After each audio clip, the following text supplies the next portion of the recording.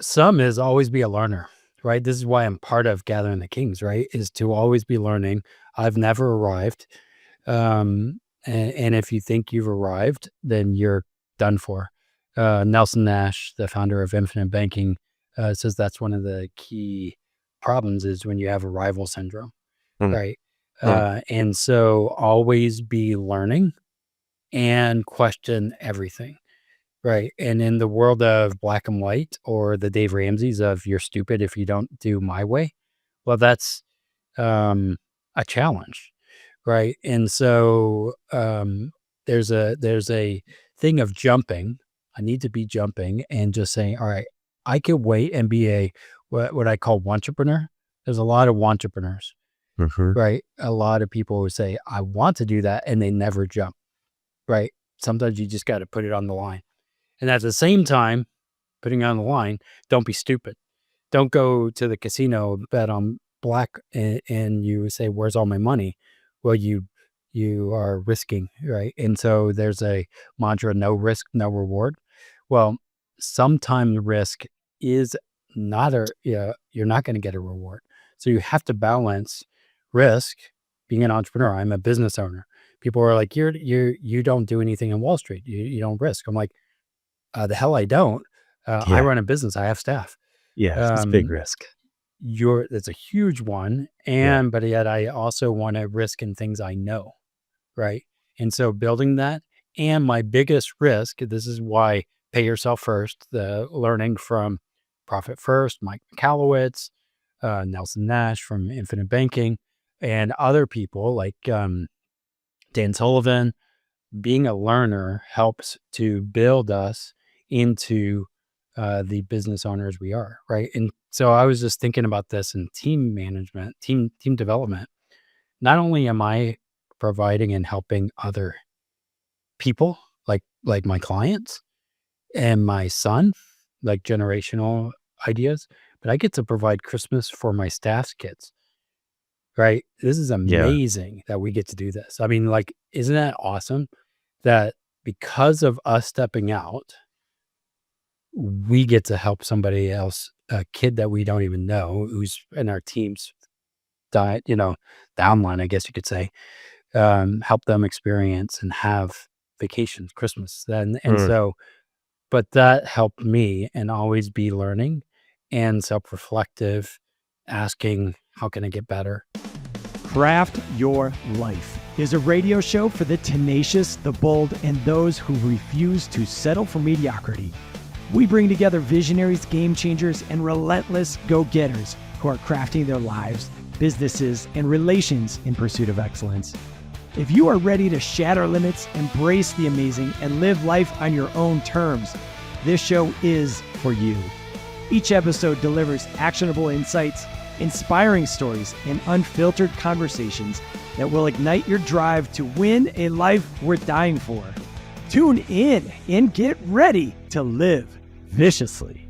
Ladies and gentlemen, welcome to the Craft Your Life radio show. I'm your host, Matt Kuhlhorn. Today, I'm sitting down with a good friend of mine, Brandon Neely. I've been learning a little bit about Brandon and from Brandon for a few months now as we engage in a mastermind together. Brandon is a small business and financial professional. He works alongside with his wife, Amanda. He's an author of The Five Smooth Stones.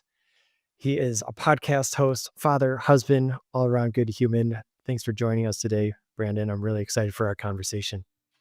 Thanks, Matt. I love your show and love your focus and discipline in your business. And I just want to be like you when I grow up. So, you know, Well, you're right behind me. I've got you by a year, so right. that's awesome.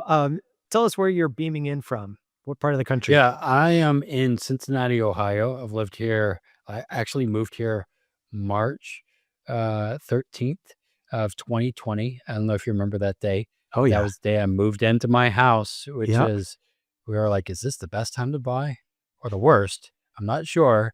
Are we going to be able to cross state lines? And now I'm in Cincinnati, originally in Ohio, or I'm sorry, in Texas, Okay. Louisiana, lived in California. So Where'd you spend your childhood? Where'd you grow up? Texas, where it snowed like just the other day.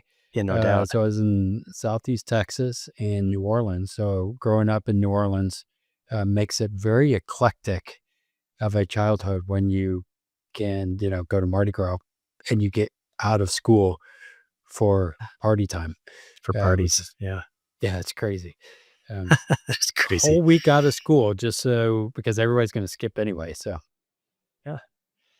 All right. So kind of teeing up this so that, the listener, just so you know what we're getting into today, we're going to be talking a lot around financial, um, crafting a financial base, a foundation, a mindset. This is going to apply to our business. This is certainly going to apply to our family. Brandon, you were asking me about my weekend, as I was with some of the folks in our mastermind down in Mexico, and the conversation was around family legacy. And so there's yeah, a component of things, dollars, and maybe some assets that we can leave behind as we're building these in our own lifetime, pass them down to a generation. But then there's also the mindset, there's the thinking, there's the beliefs around money. So I just want to kind of tee that up for the listener. Hang tight because this is going to be a super valuable conversation. Um, and to kind of lay the land, Brandon, I guess I'm curious, can you kind of give a quick summary of how you got into financial, being the financial profession and what led up to it? And that starts teasing into some of the nuances that you and Amanda bring that isn't yeah. super, uh, It wasn't expected. yeah, I will tell you, a lot of people go into the world of finance because they want to mhm, make a lot of money, and that's yes, their goal. And for me, well, going in the way back machine, not way, way back, but we used to own a brick and mortar coffee shop in Chicago. And, when you start a business like that, well, no one gives you money, especially when you're a business owner, entrepreneur, have an idea, unless you have a rich relative, it's really hard, right? And we didn't read the book Millionaire Fastlane by MJ DeMarco. He says, if you want to be rich, start a or if you don't want to be rich, start a coffee shop, kind of a thing. And I was like, oh, I should have done that. But we did it to make an impact and to for coffee farmers and to build community. And so we spent a long time. We wanted to create an organization that was going to last for a long time. What's great is since I've transitioned out of that, the business is still going. I just don't have the headache of running a coffee shop, which is still good. Mhm. Um, so why I ended up in finance was, or in this world of financial whatever I'm doing, um, was watched this documentary, met a friend of mine who happened to have an office in the space.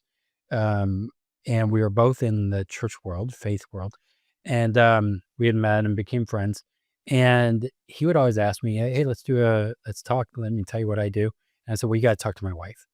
And, that's usually the way of kicking the can and deflecting. So I deflected with him. And then we had this back room of a film we did film screenings, right? And it was this documentary called Banking with Life. It's an old documentary, older, and we watched it. My wife and I were there, and my wife's like, "We need to talk to him." And we started down this path. We thought we were doing everything right. We did the Dave Ramsey stuff, the Susie Orman stuff, but then we're like, everything we know about money is wrong, or we need to think more about it. Again, we were running a business. We were passionate. We were trying to pay ourselves. We were like staff is important, and we were Mhm. almost last to get paid, right?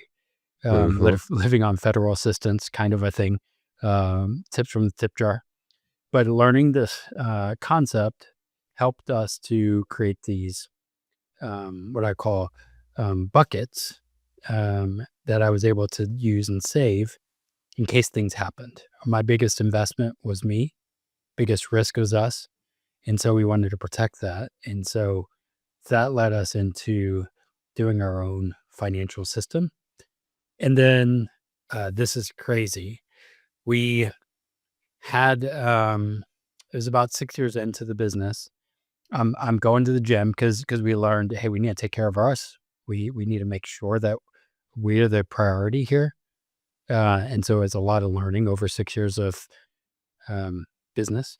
Um, so we're at the gym and it's raining outside. And then I get a call from my staff. And I'm like, I'm running on the treadmill. I'm not going to answer. And so then my wife's next to me on the treadmill.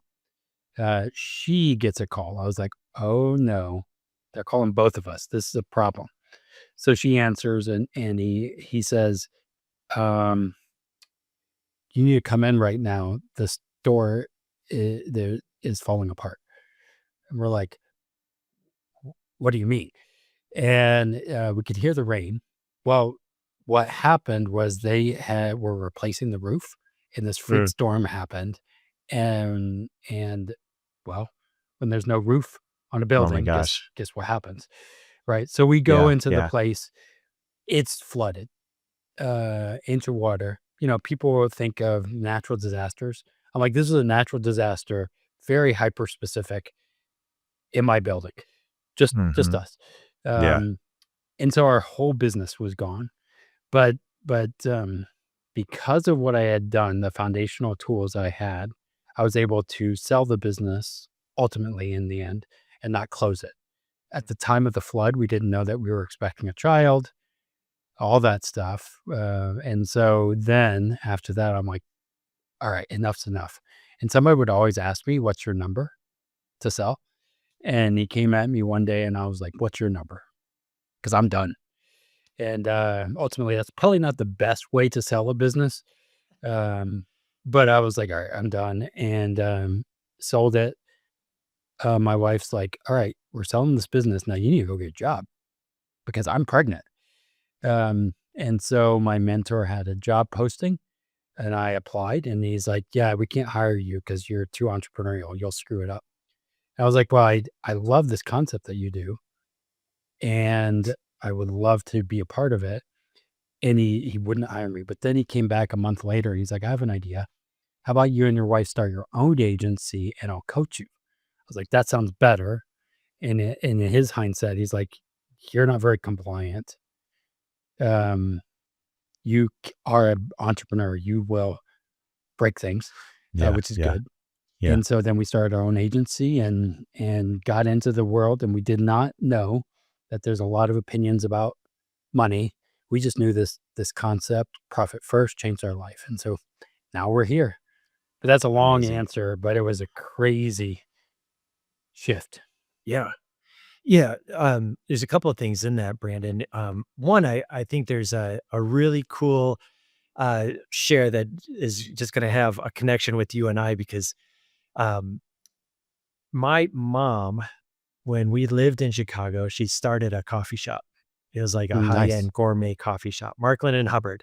And so I saw her as an entrepreneur. Like we were in the shop, helping her move around stuff. She had 2 different locations during the time that we were there. We would meet after school and my sister and friends, we would have school after hours down in the basement of this thing. But I just saw the grind. I love the idea. And that's just kind of one little spark in my own entrepreneurial journey.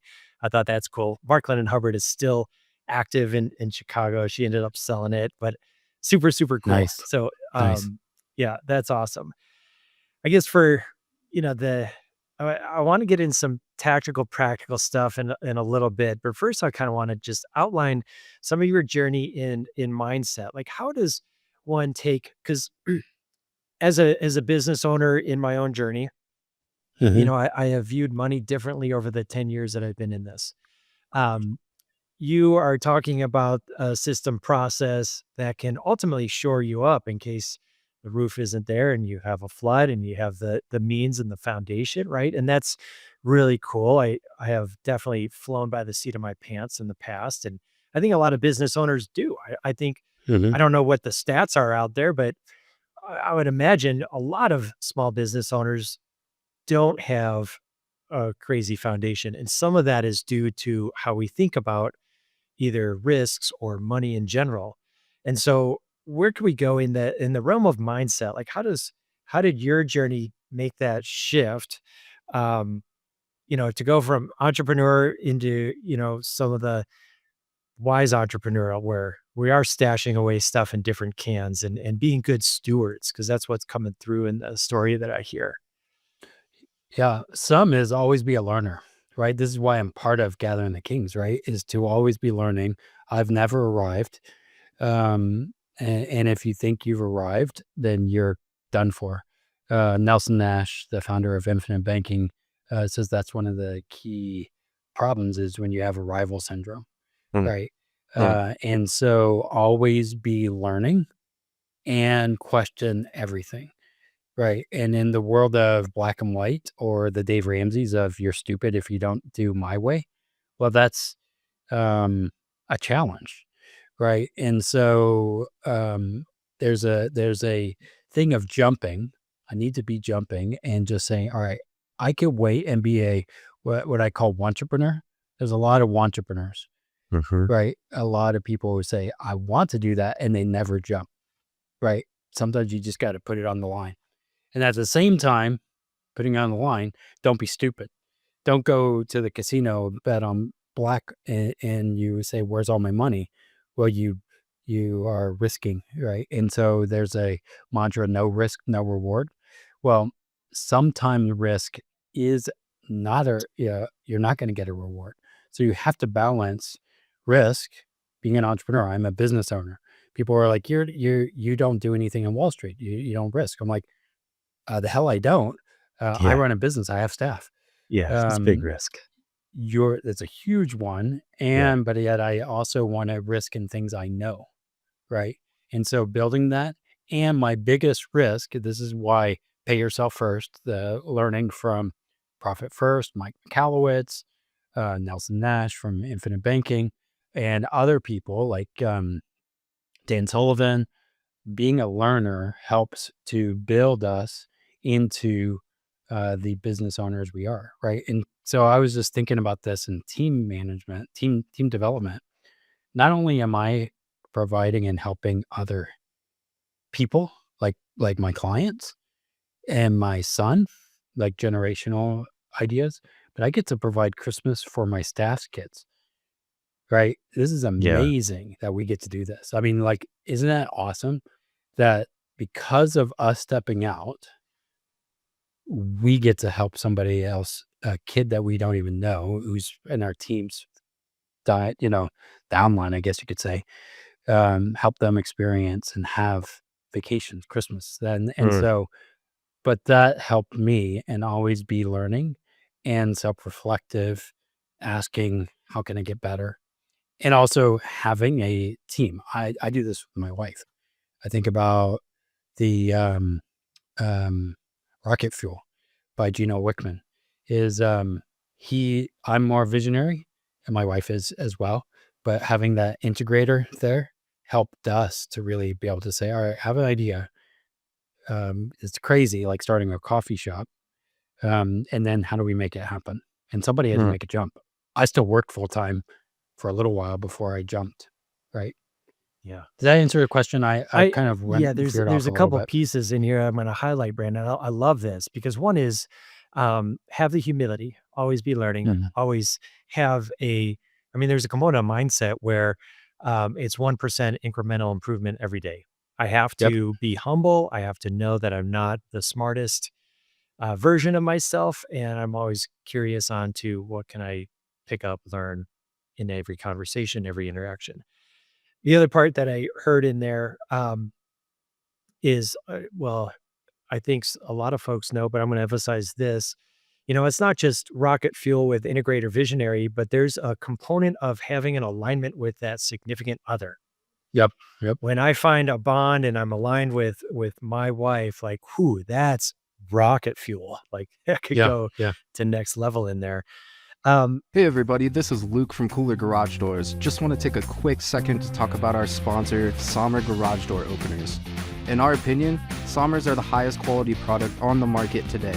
We recommend them for all of our residential garage door installs because of the variety of features they include, such as Wi-Fi connectivity and safety features such as a fixed chain, which moves along a secure rail to ensure your garage door opens quietly and safely. Click on the link in the description to learn more about Sommer Garage Door Openers.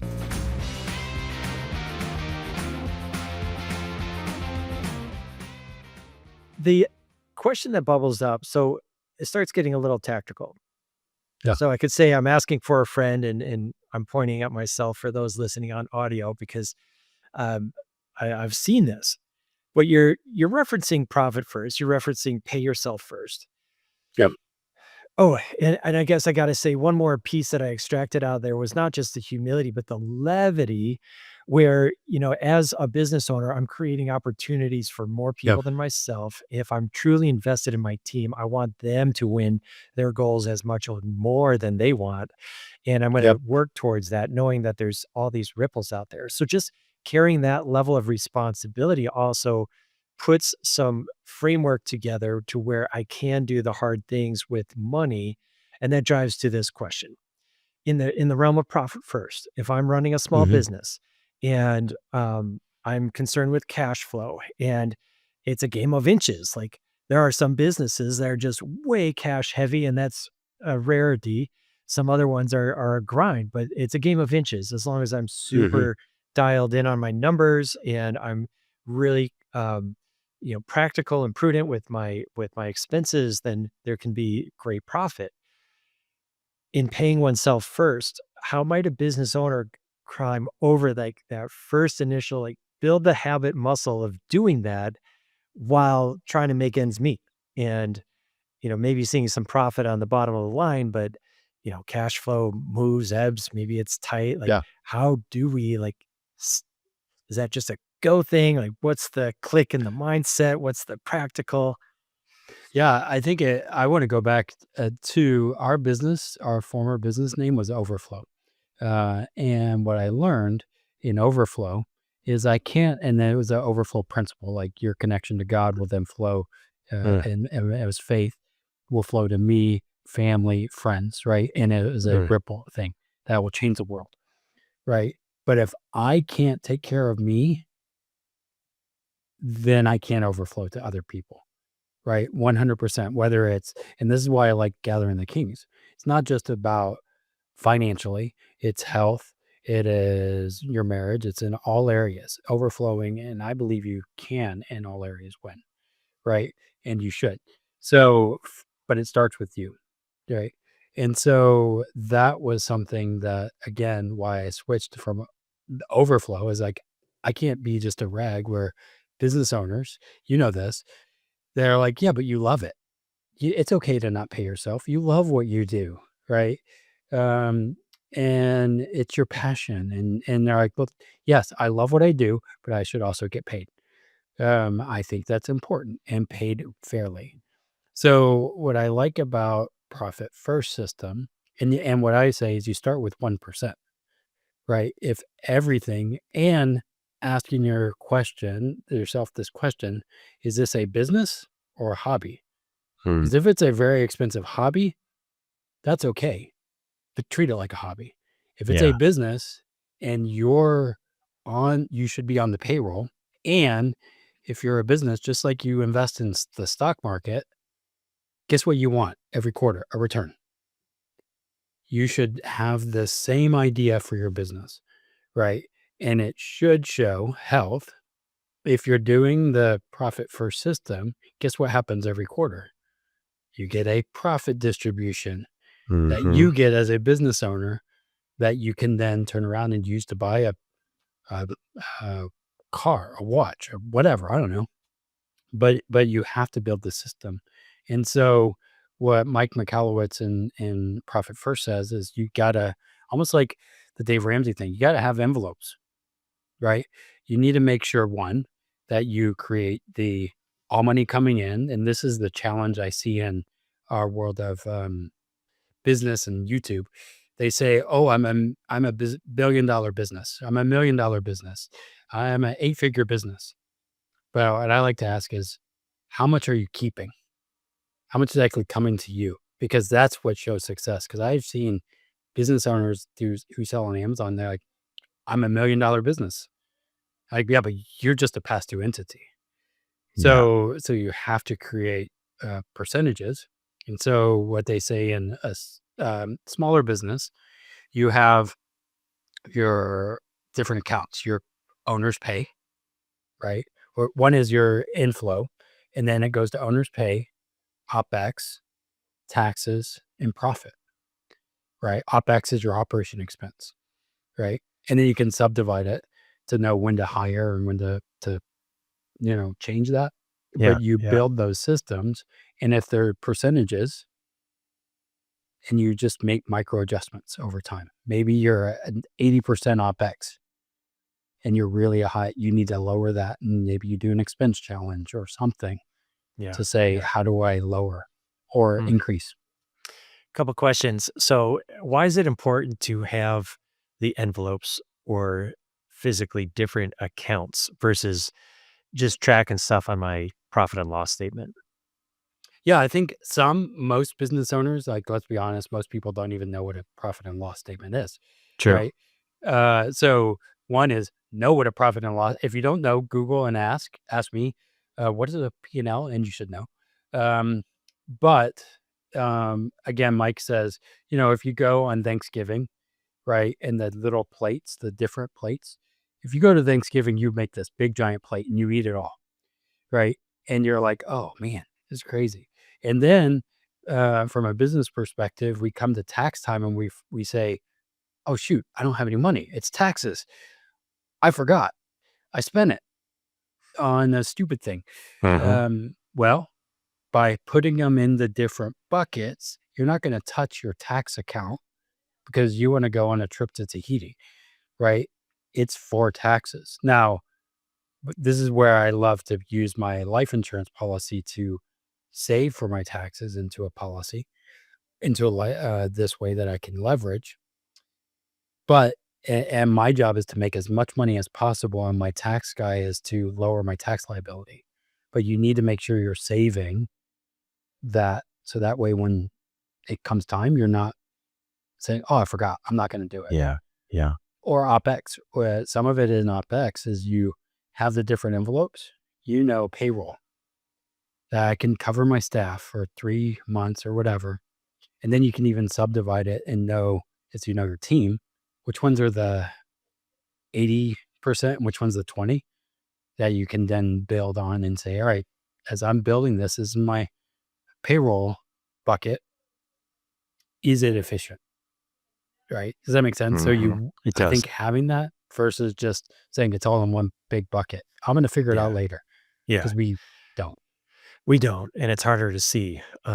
So by putting out different plates, it also diminishes the plate that you have for spending, which can drive the urgency into increasing sales and generating revenue, while also minimizing the oh, I'm flush. I'm going to buy this. I'm going to buy that kind of deal. Yeah. And if you do that, then it goes into the 80/20 thing of saying, oh, well, I want to feel sometimes poor in certain areas to be Yeah. able to be creative in my thinking and be Yeah. able to say, oh, I bought this thing, because God knows a business owner, entrepreneur, I love shiny objects that I buy. And then they put me on auto enroll and I forgot about, right? Uh-huh. That didn't solve Uh-huh. my business problem.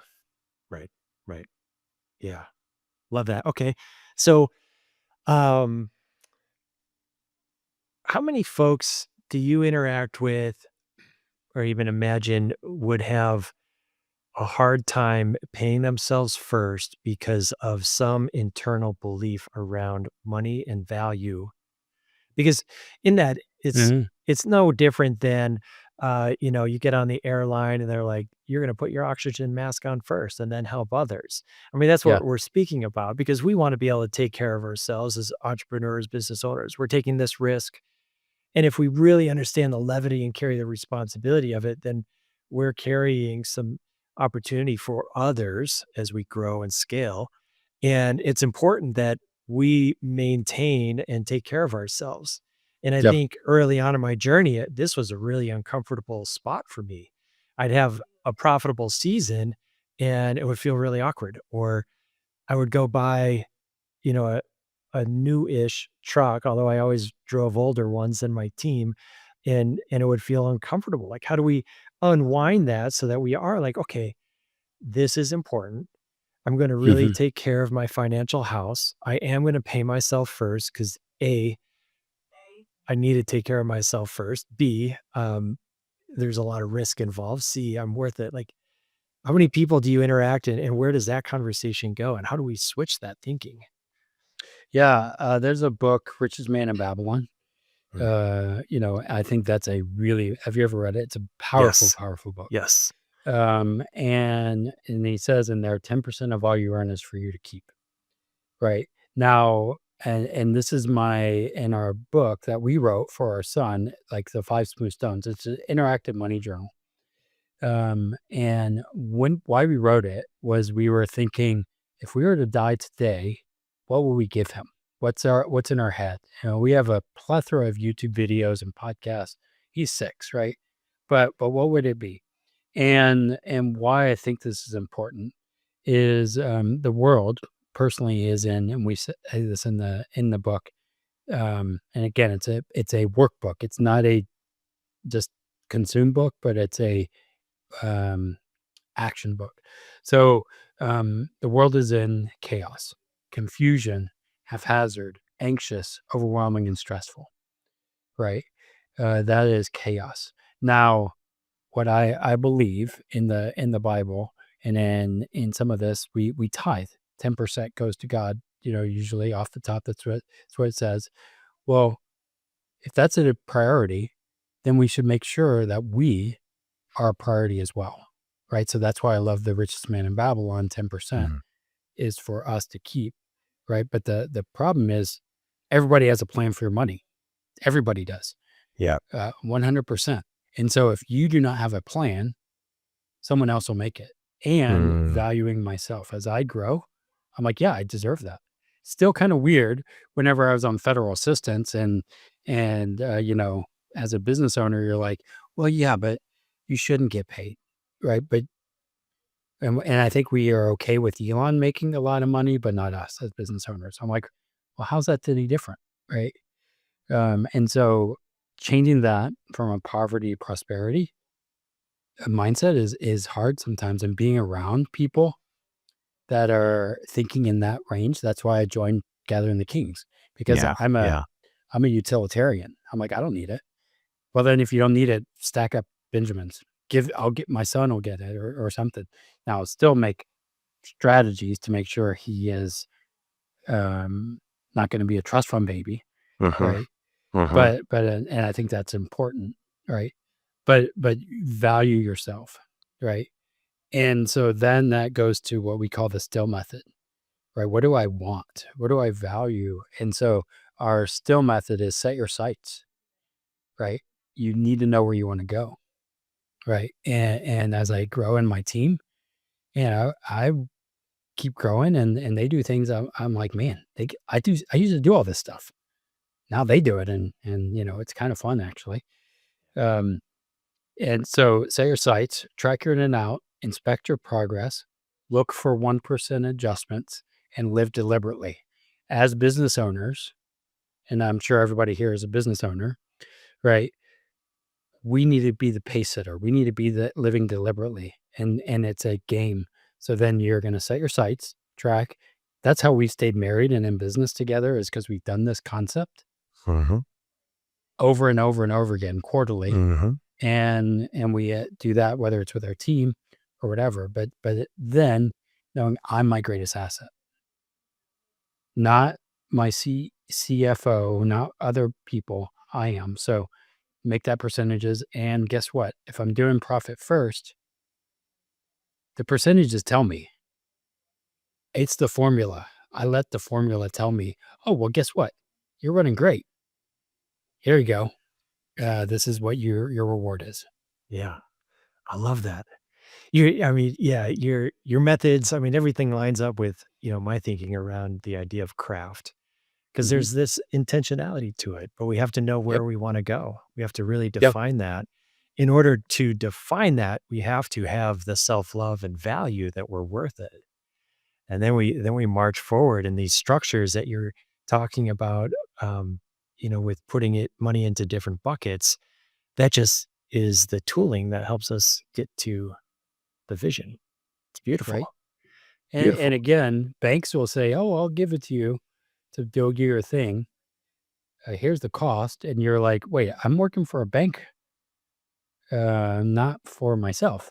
If you Yeah. actually do the numbers, right? Sometimes, and so my job is to help people work for themselves if that's what they're going to do. But it Yeah. starts with your goals. Yeah. Yeah. I love what you said. I'm going to emphasize this because I think this is critical. It hit me between the eyes. Everyone has a plan for your money. If I'm not taking the ownership of my plan, somebody else has the plan. And it's already in motion. And so it's almost a force that only my intuition can combat, or my intention is my intention. Um, yeah, that's big. It kind of goes to like, uh, if I don't understand interest, then somebody is making interest off of me. Right? And most people, as I do this, and again, people want me to simplify it much as I can. I'm like, have you gone into the banking system or the tax system? If you confuse, you lose, right? That's what Yes. Donna Miller says. Well, it is very confusing. And so we have to know, and this is why even knowing yourself and having that in place. And as I work with my clients, I love having long form relationships with them because, and I'm an educator, not a salesperson, right? I do the life insurance policies. I want to help them. And people are like, well, you just want to do this. I'm like, no, I want to educate because you're the master. Whether you use a policy for taxes or to buy real estate, it's understanding how the systems work together to do what you want to do. And that comes with you. The problem is most people in marriages too, they haven't even asked themselves, where do I want to be in 5 years? And I'm like, this is crazy. You've been married for 25 years and you've never asked that of each other? And we wonder why divorce and depression and everything is high. Well, Hmm. because we're just sleepwalking. Yeah, winging it. Do you think that's hitting the nail on the head of what most people get wrong when it comes to finances? Yes, I think that we're told we just listen to Dave, we just listen to somebody and we hit the easy button. Same with the 401k, we're auto enrolled in a Mm, 401k, yeah. right? If you're Yeah. an employee, right? And we're just told, well, that's the way it goes. And we don't even think about it because it's too confusing, Mm, right? Even people will avoid me like the plague, right? Because I'm going to help you think, right? And I might say, hey, maybe what you thought you knew isn't true. mm, Maybe. But I think that again, we're taught just consume, don't produce. Now it's both and be a producer and we will consume. And sometimes it's again a balance. But how do we move into production? That's why I want to be helping business owners more because there's so many systems. And you think about even the really rich people. Do they have a team of people? Do they know everything? No. They have a team that help them get there, yeah. right? Yeah. And so being a learner, knowing it takes a lot more. I'm a safe money guy. I'm not going to tell you how to risk in Wall Street because I don't do that much. I do real estate and I have a business, but this is my lane, and I love. And you might have people I think about one of our friends, Peyton. He's a tax strategist. Mhm. I know a lot about taxes. I am not a CPA, right? But a CPA might help you lower tax liabilities now. I might say, well, let's lower it now, but also think long range too. And so you have to be able to balance those two things and having a host of people that can help you, a team, right? Does that make sense? It does. Absolutely. Makes a ton of sense. I've appreciated this conversation so much. Like the personal impact I get from these conversations is real. And so, with coming out of this conversation, Brandon, I've done Profit First in the past. I had 6 whatever accounts. I Hmm. wasn't ready. I wasn't either mature enough or I didn't have the mindset shift right to employ it with the amount of discipline and fortitude, because it's not easy. Like that's going to create some different decision making scenarios, and some accounts are going to get tight. And I guess what I'm hearing, and I'm kind of confirming this while also committing, because I'm going to go back to exploring this and set up some buckets. Um, because I think I am ready, and I see the value in taking care of putting on my own mask, oxygen mask first. So if there's another listener that's in on this with me, and maybe they've tried it, maybe it's like, oh, I've read the book, but I've never done it, or I've heard about this and I'm curious. So now, go get the book or connect with Brandon. But let's say there's this action. Did I hear you correctly? Like employing the profit first, like it's okay.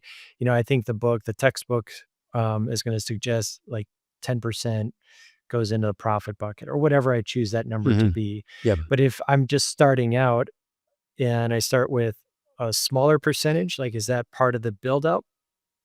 Because Yeah. looking So for practical.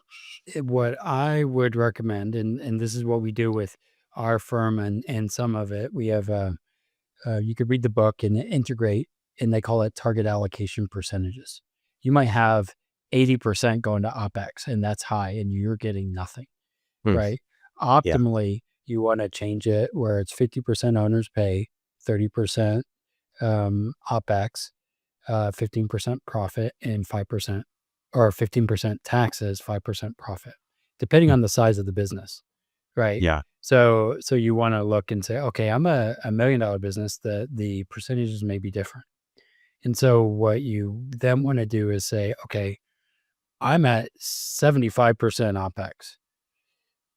What do I need to do? And I've been spending more on payroll and systems that I don't need, right? And Right. and I paid myself 0. So you start making those micro adjustments, right? But I see a lot of times, and this is why we have a profit planning network that we've created, is a lot of times people just say, "Well, I'm gonna go make money and that'll solve it." That's exactly it. It's all sales, which is great, but it'll just amplify the problem, maybe. But Yeah. if you have Yeah. smaller buckets, guess again, you're gonna say, "Oh, these systems aren't efficient." And so having an outside guide, like with our profit planning network, it helps us to see, dude, you're spending money on Uber Eats or whatever and calling it a business expense. And that's not if something's up here. Yeah. Yeah. Um, Yeah. or debt. You know how many businesses are literally almost broke because they're financing everything and they're Yep. paying 22% interest or whatever because they got PPP money back in the day. Um, That's cheap and money I'm like, though. yeah, back then. Now it's like, oh, it's cheap money, but they didn't have an efficient business. Right. So Right. they're like, "Ooh, that was great. I got it." And they didn't actually know how to think. Yep. So I think that's how read the book. We have courses. We have our community site. The problem is most people don't want to. Again, they don't want to think. They want to like be told what to do. And I will Mhm. tell you, when it's in your business, if you're running a business, don't just get a CFO. Learn to be the CFO. Maybe you have somebody who is that role, but know how to read a P&L statement. Know when your Yeah. business Yeah. is not good. Don't play the cover your eyes game. That's what a lot of people do, and then they end up in divorce and bankrupt, right? Yep. And we don't want that, Yep. right? I want to see businesses and people thrive. Yeah. I love your heart. I love the mission. Your resources are gold, man, literally. And for listeners that want to learn more, reach out, connect. How do we find you? Where are the Yeah, if you Neelys at? go Yeah, if you can find us on our own channel, Wealth Wisdom Financial. I talk about safe money and stability, so uh, it's not as sexy as Bitcoin and crypto, I guess. Um, so I mean, maybe that's not sexy, but I think like it's really hard to get people to think. Go to wealthwisdomfp.com. And I think the person that designed your website also designed our website. That's right. So if you go wealthwisdomfp.com/report, there's a 5 simple steps to secure your future outside of a W-2, where we're going to talk about the infinite banking concept and the different banks positions that you could have to master your money game. And then, of course, reach out to have a call. So if you guys want to do a free discovery call in a financial analysis, I do that all for free.